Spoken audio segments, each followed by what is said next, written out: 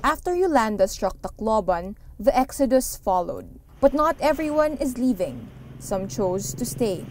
Residents of a subdivision in Tacloban begin to sort through the debris and damage and bring normalcy back to their lives. But Zenaida Arroyo, who lives on land owned by a bank, admits she still doesn't feel safe.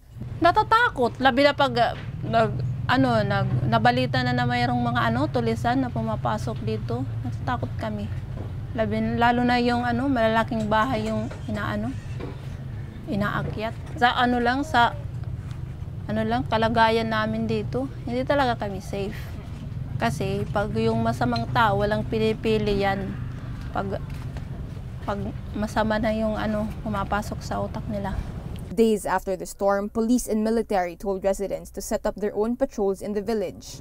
Residents set up posts per street and screened vehicles that came in and out of the subdivision. Another resident, Yun Ariola, says he considers Tacloban too risky for his grandmother, wife, and 3-year-old son. They are all now in Manila. Expected kasi talaga namin na pag may ganun, magbagyo, tas laging brownout, mayroon talagang magnanakaw. What made it worse is yung mga balita na meron daw magraransak. May intelligence daw sila na parang atakihin yung community, magnanakaw, yung ganun. So yun, natakot kami, and then security-wise talaga, nakakatakot. At the Tacloban airport, people beg, threaten, or wait patiently. Those who could afford take commercial flights out, while those who can't line up to board C-130 cargo planes. Many took a bus out of the Visayas. Zenaida says even if she wanted to leave Tacloban, she can't. Saan naman kami pupunta? Wala naman kami pupuntahan. Mahirap naman kami. Siguro sa mga mayayaman, takot sila. Okay lang sila kahit pumunta sa malayong lugar, marami naman silang pera. So tulad namin na lang.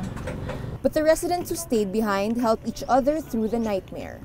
Yung mga cousins ko who are even younger than me, sila pa nga yung nagtetend doon sa barricade. Sila yung nagbabantay doon. Zenaida and her family will stay in Tacloban. But Yunus says their family will return to Tacloban City soon.